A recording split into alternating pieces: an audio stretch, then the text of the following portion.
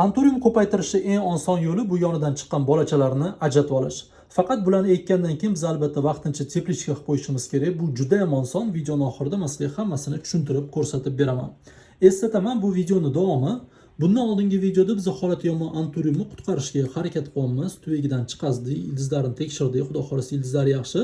Endi biz bu anturiumlar uchun mos tuproq tayinlaymiz va ekib qo'yamiz. Anturium gulini universal tuproqga eksanglar bo'ladi. Faqat universal tuproq tarkibiga kokos chips va perlit qo'shish kerak.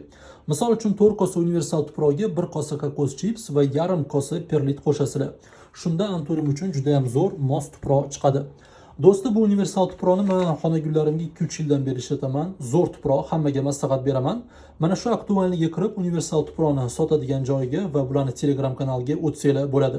Shu joydan perlit, kokos chips, vermikulit, salit hammasini topasizlar. Mana anturiumga mos juda ham zo'r tuproq chiqdi. Endi ekamiz. Shu 3 ta bolachasini alohida kichkina tuyalarga ekib olaman. 2 ta kattasini bo'lsa, bitta tuyaga ekaman.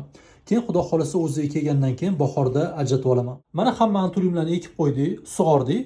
Endi mana bu yomon barglarini kesib olib tashlasak bo'ladi. Bu barglar baribir tuzalmaydi, o'zini holiga qaytmaydi, lekin o'simlik kuchini olib qo'yadi. Bunisini kesib tashlasanglar, bu o'simlikka ancha yengil bo'ladi.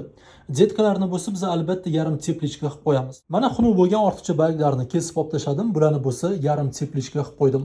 Xudo xolasa 10-15 kun yarim teplичкаning ichida tursa, o'ziga juda ham tez keladi va o'sishni boshlaydi. Do'stlar, bizani yo'qotib qo'ymaslik uchun albatta obuna bo'linglar. Xudo xolasa men sizlarga natijalarini ko'rsatib boraman.